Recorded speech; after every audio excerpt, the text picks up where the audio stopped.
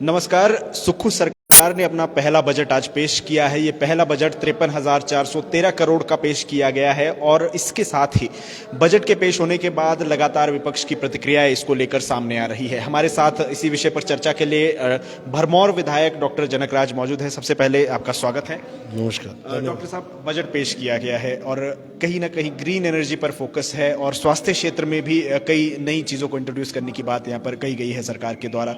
किस तरह से देखते हैं हम स्पेसिफिकली स्वास्थ्य क्षेत्र की बात आपसे करना चाहेंगे, क्योंकि आप पूर्व में एमएस रहे हैं आईजीएमसी के, तो किस तरह से आप देखते हैं स्वास्थ्य क्षेत्र में जो नई चीज़ें, जैसे नर्सिंग कॉलेज खोलने की बात की गई है मेडिकल कॉलेज के साथ, इसके साथ ही रोबोटिक सर्जरी पर बात की गई है, किस तरह से आप देखते हैं, कितना महत्वपूर्ण है? देखिए, आप केंद्र सरकार के 2023-24 के बजट को आप देखें तो उसमें माननीय प्रधानमंत्री जी के द्वारा और वित्त मंत्री जी के द्वारा ये घोषणा की गई थी कि सरकारी क्षेत्र में जो भी मेडिकल कॉलेज देश भर में है उन सब में एक नर्सिंग कॉलेज जो है वो स्थापित किया जाएगा। 157 ऐसे कुछ संख्या थी। तो ये तो केंद्र सरकार के द्वारा की गई घोषणा है और उसके लिए बजट भी केंद्र सरकार ही देने जा रही है, जिसके ये अब प्रदेश सरकार ने अपना नाम लगाने की कोशिश की है। रही दूसरी बात रोबोटिक सर्जरी की, जाहिर सी बात है रोबोटिक सर्जरी एक नई टेक्निक है और रोबोटिक सर्जरी एक बहुत एडवांस टेक्निक है और उसकी उपलब्धता अभी देश में ही 1-2 स्थानों पर है। तो इस तरह की बात क्या देना कि प्रदेश के हर मेडिकल कॉलेज में रोबोटिक सर्जरी को हम स्टार्ट कर देंगे, ये लगभग असंभव सा कार्य है। बजाय इसके अगर माननीय मुख्यमंत्री जी जले हुए मरीजों की इलाज के लिए व्यवस्था करते, बर्न यूनिट स्थापित करते या जो ट्रॉमा सेंटर हैं उनके सुदृढ़ीकरण पे जोर देते, क्योंकि प्रतिदिन देखिए, एक होता है इसेंशियल मेडिकल केयर, एक होता है लग्जरी केयर। तो रोबोटिक सर्जरी एक लग्जरी जैसा ट्रीटमेंट है। तो हमारा साधारण भाषा में अगर लोगों को समझाना है तो जिसको भूख लगी है उसको दाल चावल रोटी की जरूरत है, पर हम उसको बोल रहे नहीं, तेरे को हम 1 साल बाद या 5 साल बाद 5 स्टार में खाना खिलाएंगे, तो उसके बात का कोई औचित्य नहीं है। इस वक्त प्रदेश में बर्न यूनिट की अगर माननीय मुख्यमंत्री जी रोबोटिक सर्जरी की जगह प्रदेश के प्रत्येक मेडिकल कॉलेज में एक बर्न यूनिट की स्थापना की घोषणा करते तो मैं व्यक्तिगत तौर पर उनका स्वागत करने के लिए सदन के भीतर भी कहता और सदन के बाहर भी हम उनका स्वागत करते। रही दूसरी चीजें, स्वास्थ्य के क्षेत्र में हिमकेयर योजना जो पूर्व सरकार के द्वारा चलाई गई थी, उस योजना का कोई इसमें जिक्र नहीं है इस बजट में। साथ ही साथ जो बेड रिडन मरीज हैं, गंभीर बीमारियों से जूझ रहे हैं, जिनके परिवार में कमाने वाला कोई नहीं है, वैसे गरीब बेसहारा के लिए पूर्व में श्री जयराम ठाकुर जी की सरकार ने 3,000 रुपये प्रति माह एक सहारा योजना के नाम से एक सहारा देने की जो शुरुआत की थी, उस बारे में कोई इस बजट में नहीं मेंशन है।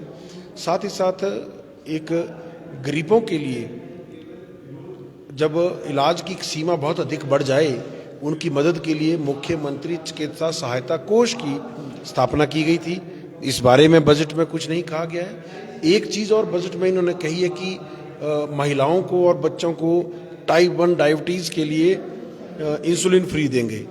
तो मैं फर्स्ट वर्डिक्ट के माध्यम से सब लोगों को ये बताना चाहता हूँ कि ये योजना पहले से ही हमारे प्रदेश में लागू है और बहुत सारे लोग इसके लाभार्थी हैं, वो जानते भी हैं कि उनको ये इंसुलिन पहले से ही फ्री मिल रही है। तो बस उसी चीज़ को नए कागज़ में लपेट के पेश किया है और इसको बजट का नाम दे दिया। एक और बात यहाँ पर कही गई मुख्यमंत्री के द्वारा, जो कैजुअलिटी वार्ड्स है उनको इमरजेंसी वार्ड में तब्दील किया जाएगा और वहाँ पर जो संख्या है स्टाफ की, चाहे वो नर्सिस है या अन्य जो स्टाफ है वहाँ पे संख्या रहेगी, उसको भी बढ़ा दिया जाएगा। इसको किस तरह से देखते हैं? देखिए, इमरजेंसी डिपार्टमेंट ऑलरेडी क्रिएटेड है, तो उसमें स्टाफ की कमी है, जगह की कमी है। तो स्टाफ की कमी और जगह की कमी को अगर मुख्यमंत्री जी करते हैं तो ये अच्छी बात है, परंतु ये विभाग ऑलरेडी पहले से ही क्रिएटेड है और ऑलरेडी ये विभाग कार्यरत हैं। परंतु हमारे पास सबसे बड़ी समस्या, मैं खुद इस अस्पताल को 5 वर्षों तक लगभग हमने इस अस्पताल का संचालन किया है, सबसे बड़ी समस्या जो है वो जगह की है और साथ ही साथ लोअर स्टाफ की। डॉक्टर्स हमारे पास काफ़ी संख्या में है, हमारे पास उन डॉक्टर्स को वर्किंग एनवायरनमेंट देने की जगह नहीं है। सर्जन हमारे पास बहुत है, पर वो ऑपरेशन करें, इस बात के लिए हमें ऑपरेशन थिएटर की संख्या में कमी है।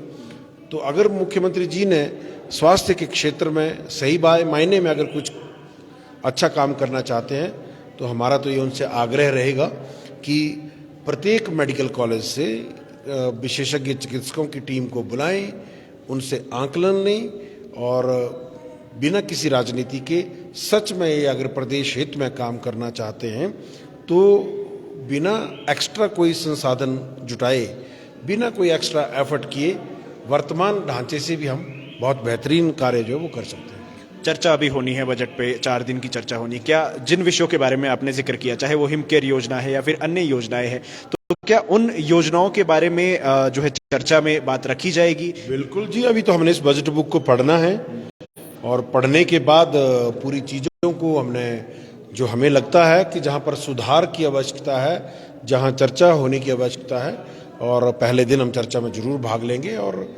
प्रदेश हित में देखिए, हमने कल परसों भी एक बात कही थी, विधायक होने के नाते हमारा काम केवल राजनीति करना नहीं है, प्रदेश हित में और मेरे विधानसभा क्षेत्र के लोगों के हित के साथ साथ प्रदेश हित में मेरे चिकित्सीय अनुभव का अगर लाभ हमारे प्रदेश की जनता को मैं दे सकूं तो मैं अपने आप को सौभाग्यशाली समझूंगा। चलिए, मेडिकल क्षेत्र की हमने बात कर ली, अन्य जो आज बजट में घोषणाएं की गई है उनको किस तरह से आप देखते हैं? देखिए, ग्रीन एनर्जी की बात है तो ग्रीन एनर्जी इनिशिएटिव तो भारत सरकार का ऑलरेडी चला हुआ है। आजकल इंफॉर्मेशन का जमाना है, आप गूगल पे चेक कर ले, भारत सरकार का टारगेट है 2030 तक भारत को ग्रीन एनर्जी देश बनाने का।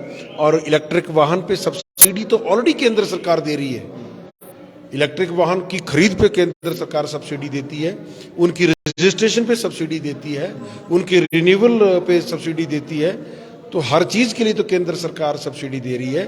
तो केवल ये उसी किताब को नए जिल्द लगाकर लोगों के सामने पेश किया है।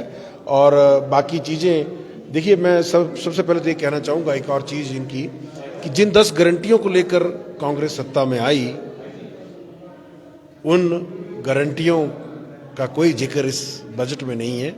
तो ये अपने आप में पार्टी के साथ भी, पार्टी के कार्यकर्ताओं के साथ भी और प्रदेश के लोगों के साथ भी ये एक धोखा है, ये एक दिशाहीन बजट है। ऑल ओवर कमेंट अगर आप करना चाहे एक बजट पर, किस तरह से कहें, क्या कहेंगे? दिशाहीन दिशाहीन बजट है। बहुत बहुत धन्यवाद डॉक्टर साहब, बहुत बहुत धन्यवाद।